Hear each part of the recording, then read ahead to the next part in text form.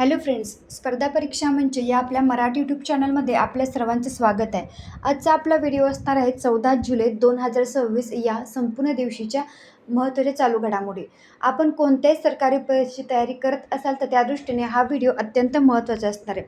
तर व्हिडिओ शेवटपर्यंत नक्की बघा. आणि सर्वप्रथम आपण या चॅनलमध्ये नवीन असाल तर चॅनलला लाईक, शेअर आणि सबस्क्राईब करायला विसरू नका. चला सुरुवात करूया. आजचा पहिला प्रश्न आहे, नुकतीच UCC म्हणजेच समान नागरी कायद्यासाठी स्थापन करण्यात आलेल्या समितीच्या अध्यक्षपदी कोणाची नियुक्ती करण्यात आली आहे?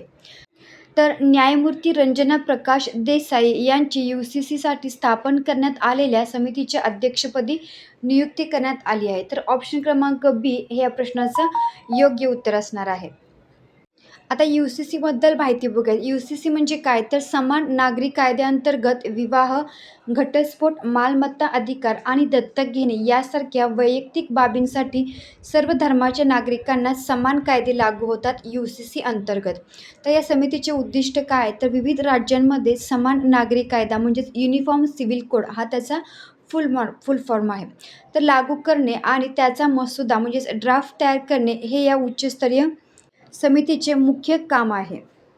तर ही आहे UCCबद्दलची अधिक माहिती. आता आपण लगेचच बघणार आहोत सध्या झालेल्या काही महत्त्वाच्या नियुक्त्या.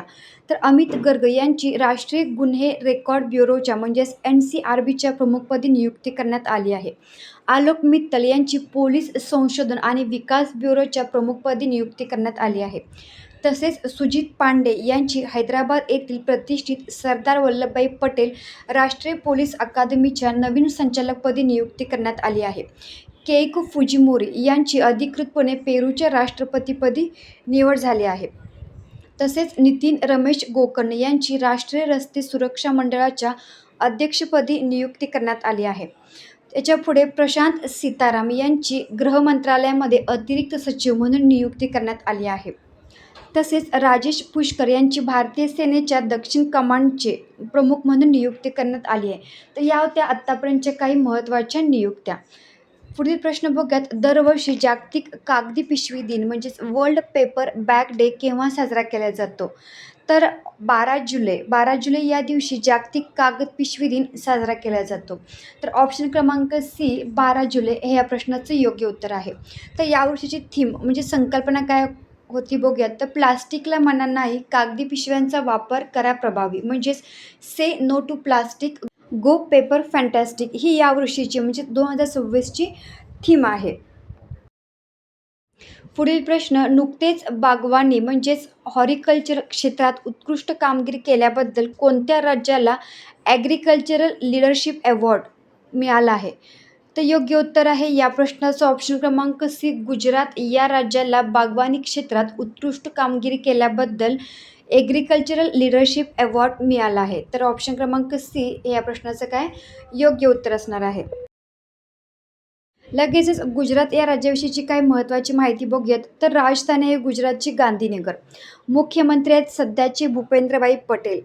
सध्याचे राज्यपाल आहेत Acharya Devvrat.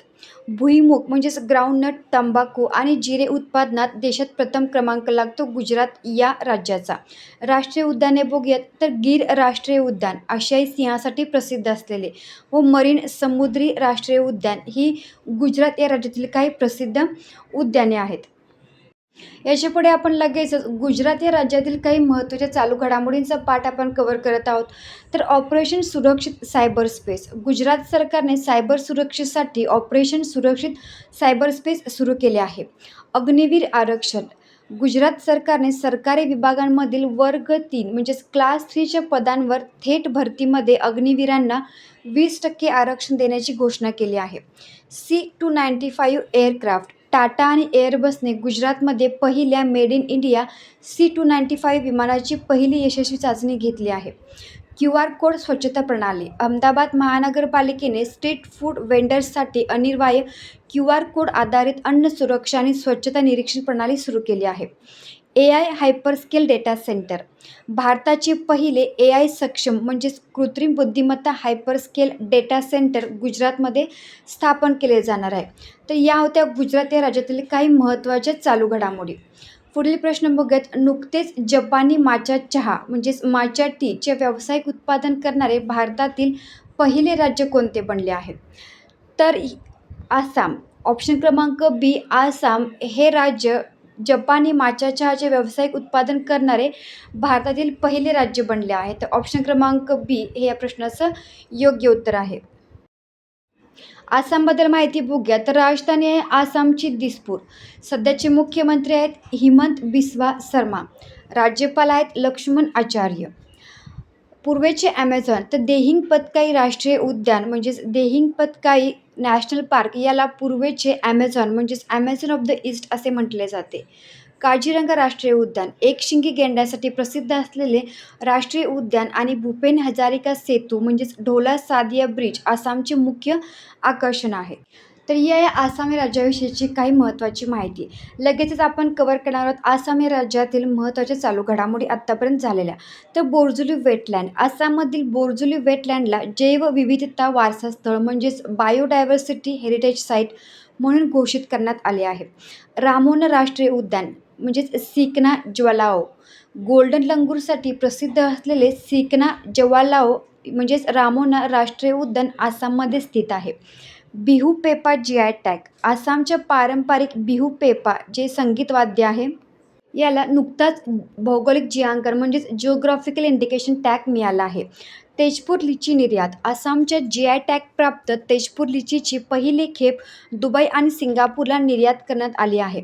Yellow throated Martin. आसाममध्ये पहिल्यांदाच येल्लो थ्रोटेड मार्टिन एक दुर्मिळ प्राण्याची प्रजाती आहे ती दिसून आली आहे. UCC विधेयक युनिफॉर्म सिव्हिल कोड. तर समान नागरी कायदा विधेयक संमत करणारे आसाम हे देशातील तिसरे राज्य ठरले आहे. AI physical banking. भारताच्या पहिल्या AI संचलित म्हणजेच कृत्रिम बुद्धिमत्ता फिजिकल बँकिंग शाखेचा शुभारंभ गुवाहाटीमध्ये करण्यात आला आहे. सॅटेलाइट टॅग कासव. तर भारताचा पहिला सॅटेलाइट टॅग असलेला गंगा सॉफ्ट शेल कासव काझीरंगा राष्ट्रीय उद्यान सोडण्यात आला आहे. तर या होत्या आसामी राज्याविषयीच्या काही महत्त्वाच्या चालू घडामोडी. परीक्षेदृष्टीने अत्यंत महत्त्वाचे पॉईंट्स आपण एका प्रश्नामध्ये कव्हर करत आहोत. तर व्हिडिओ शेवटपर्यंत नक्की बघा. व्हिडिओ आवडल्यास चॅनलला लाईक शेअर आणि सबस्क्राईब करायला मात्र विसरू नका. पुढील प्रश्न बघूयात. नुकत्याच चीनमध्ये पार पडलेल्या आशियाई अंडर-23 ॲथलेटिक्स चॅम्पियनशिप 2026 एशियन अंडर-23 ॲथलेटिक्स चॅम्पियनशिपमध्ये भारताने एकूण किती पदके जिंकली आहेत? तर भारताने या चॅम्पियनशिपमध्ये एकूण 16 पदके जिंकली आहेत. तर ऑप्शन क्रमांक सी 16 पदके हे या प्रश्नाचं योग्य उत्तर असणार आहे. तर या स्पर्धेविषयी माहिती बघूया. तर ही पहिली आशियाई अंडर-23 ॲथलेटिक्स चॅम्पियनशिप 9 ते 12 जुलै 2026 दरम्यान चीनमधील आर्डोस चायना या ठिकाणी आयोजित केली होती. भारताची एकूण पदके बघूयात तर भारताने एकूण 16 पदके जिंकली होती. त्याच्यामध्ये 3 सुवर्ण पदकांचा समावेश आहे, 4 रौप्य आणि 9 कांस्य पदक असे मिळून भारताने एकूण 16 पदकांची कमाई केली आहे. तर हिरो तर भालाफेकमध्ये आनंद सिंगला सुवर्णपदक जिंकले आहे या चॅम्पियनशिपमध्ये. तर ही होती या स्पर्धेविषयीची अधिक माहिती. पुढील प्रश्न बघूयात. नुकतेच विम्बल्डन टेनिस ग्रँड स्लॅम 2026मध्ये महिला एकेरीचे म्हणजेच वुमेन्स सिंगल्सचे विजेतेपद कोणी जिंकले आहे? तर लिंडा नोस्कोवा. लिंडा नोस्कोवा या विम्बल्डन टेनिस ग्रँड स्लॅम 2026च्या महिला एकेरीच्या विजेत्या ठरले आहेत. तर ऑप्शन क्रमांक सी हे या प्रश्नाचं योग्य उत्तर असणार आहे. पुढील प्रश्न बघूया. इकॉनॉमिस्ट इंटेलिजन्स युनिट म्हणजेच EIU द्वारे नुकत्याच जाहीर करण्यात आलेल्या ग्लोबल लिव्हेबिलिटी इंडेक्स 2026मध्ये कोणते शहर अव्वल स्थानी राहिले आहे? योग्य उत्तर आहे या प्रश्नाचं ऑप्शन क्रमांक सी कोपेनहेगन हे शहर नुकत्याच प्रसिद्ध झालेल्या ग्लोबल लिव्हेबिलिटी इंडेक्स 2026च्या यादीमध्ये अव्वल स्थानी राहिले आहे. ऑप्शन क्रमांक सी हे या प्रश्नाचं काय योग्य उत्तर आहे. आता बघा टॉप 3 शहर आहेत. तर कोपेनहेगन हे पहिल्या स्थानावरती आहे, ऑस्ट्रियाचे व्हिएन्ना दुसऱ्या क्रमांकावरती आहे, तसेच ऑस्ट्रेलियाचे मेलबर्न हे तिसऱ्या क्रमांकावरती आहे. भारतीय शहरांची कामगिरी बघूयात तर भारतातील एकही शहर टॉप 100मध्ये स्थान मिळवू शकलेले नाही. तर भारताची क्रमवारी बघूया. यादीमध्ये नवी दिल्ली आहे 120व्या स्थानावरती, मुंबई आहे 121व्या स्थानावरती, चेन्नई 123व्या स्थानावरती आणि बेंगळुरू 127व्या स्थानावरती. तर ही आहे भारतीय शहरांची क्रमवारी या यादीमध्ये असलेली. पुढील प्रश्न, नुकतेच कोटे अत्याधुनिक मानव वन्यजीव संघर्ष उत्कृष्ट केंद्र म्हणजेच centre of excellence on human wildlife कॉन्फ्लिक्टचे उद्घाटन करण्यात आले आहे. योग्य उत्तर आहे या प्रश्नाचं ऑप्शन क्रमांक बी, कोइंबतूर या ठिकाणी मानव वन्यजीव संघर्ष उत्कृष्ट केंद्राची स्थापना करण्यात आली आहे. तर बी ऑप्शन क्रमांक हे या प्रश्नाचं योग्य उत्तर आहे. पुढील प्रश्न बघूयात. नुकत्याच जाहीर झालेल्या जनसांख्यिकीय अहवालानुसार भारतातील कोणत्या राज्याचा स्थूल जन्मदर म्हणजेच क्रूड बर्थ रेट CBR पहिल्यांदाच प्रति 1000 लोकसंख्येमागे 10च्या खाली घसरला आहे? तर ऑप्शन क्रमांक सी, केरळ. तर केरळ या राज्याचा स्थूल जन्मदर, ज्याला क्रूड बर्थ रेट असं बोललं जातं, ते पहिल्यांदाच प्रति 1000 लोकसंख्येमागे 10च्या खाली घसरला आहे. तर ऑप्शन क्रमांक सी, केरळ हे या प्रश्नाचं काय योग्य उत्तर आहे. पुढील प्रश्न बघूया. नुकत्याच जाहीर झालेल्या सांख्यिकी अहवालानुसार भारतातील कोणता राज्य प्रति व्यक्ती उत्पन्न म्हणजेच पर कॅपिटा इन्कम रँकिंग क्रमवारीत अव्वल स्थानी राहिले आहे? तर या प्रश्नाचं बरोबर उत्तर आहे ऑप्शन क्रमांक सी, सिक्कीम.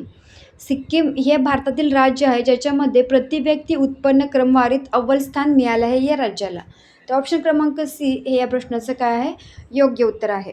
तर या होत्या 14 जुलै 2026 या संपूर्ण दिवशीच्या महत्त्वाच्या चालू घडामोडी. आता आपण याच्या पुढे बघणार आहोत आत्तापर्यंत झालेल्या महत्त्वाच्या चालू घडामोडींचा एक रिव्हिजन पार्ट आपण व्हिडिओच्या शेवटी कव्हर करत आहोत. तर चला सुरुवात करूया. भारतीय युनिफाईड पेमेंट्स इंटरफेस म्हणजेच UPI प्रणाली स्वीकारणारा ग्रीस हा जगातील 10वा देश बनला आहे. सर्व पॉईंट इम्पॉर्टंट आहेत, तर पॉईंट्स नक्की नोट डाऊन करून घ्या. तुषार मेहता यांची भारताचे सॉलिसिटर जनरल म्हणून नियुक्ती करण्यात आली आहे. डॉक्टर बिनॉय जॉर्ज यांची उरुग्वे देशात भारताचे नवीन राजदूत म्हणून नियुक्ती करण्यात आली आहे. तसेच तेलंगणामध्ये एका रस्त्याला अमेरिकेचे माजी राष्ट्राध्यक्ष डोनाल्ड ट्रम्प यांचे नाव देण्यात आले आहे. चीनच्या लाइनशानचे सुपर कॉम्प्युटरला जगातील सर्वात वेगवान आणि शक्तिशाली सुपर कॉम्प्युटर म्हणून घोषित करण्यात आले आहे. खीर भवानी मेळा या प्रसिद्ध वार्षिक मेळ्याचे आयोजन जम्मू आणि काश्मीरमध्ये केले जाते. महेश दीक्षित यांची इंटेलिजन्स ब्युरो म्हणजेच IBचे नवीन प्रमुख म्हणून नियुक्ती करण्यात आली आहे. तसेच फायनान्शियल ॲक्शन टास्क फोर्सच्या म्हणजेच FATFच्या नवीन उपाध्यक्षपदी विवेक अग्रवाल यांची नियुक्ती करण्यात आली आहे. पंतप्रधान नरेंद्र मोदी यांना सेशेल्सचा सर्वोच्च नागरी पुरस्कार guardian of the blue horizon प्रदान करण्यात आला आहे. अबी अहमद यांची इथिओपियाचे पंतप्रधान म्हणून नियुक्ती करण्यात आली आहे. नॉर्वे देशातील प्राथमिक शाळांमध्ये जनरेटिव्ह AI साधनांच्या वापरावर जवळपास पूर्णपणे बंदी घातली जात आहे. फिफाने नेपाळच्या फुटबॉल संघाला निलंबित केले आहे. तसेच पश्चिम बंगाल सरकारने महिलांची सुरक्षा अधिक मजबूत करण्यासाठी दुर्गा स्क्वॉड सुरू केला आहे. आंतरराष्ट्रीय क्रिकेटमध्ये सर्वात जास्त विकेट घेणारी महिला गोलंदाज दीप्ती शर्मा बनली आहे. बुद्धिबळपटू हर्षवर्धन जीबे हे भारताचे 97वे ग्रँडमास्टर बनले आहेत. त्याच्यानंतर भारताचे 98वे चेस ग्रँडमास्टर नुकतेच बनले आहेत अश्वस्थ S. ईशान्य भारतातील सर्वात मोठ्या ऑर्गॅनिक मसाला प्रोसेसिंग प्लांटचे उद्घाटन मेघालय या राज्यात करण्यात आले आहे. तर या होत्या आत्तापर्यंतच्या काही महत्त्वाच्या चालू घडामोडी. व्हिडिओ कसा वाटला कमेंट करून नक्की सांगा. व्हिडिओ आवडल्यास चॅनलला लाईक, शेअर आणि सबस्क्राईब करायला विसरू नका. भेटूया पुढच्या व्हिडिओमध्ये. धन्यवाद.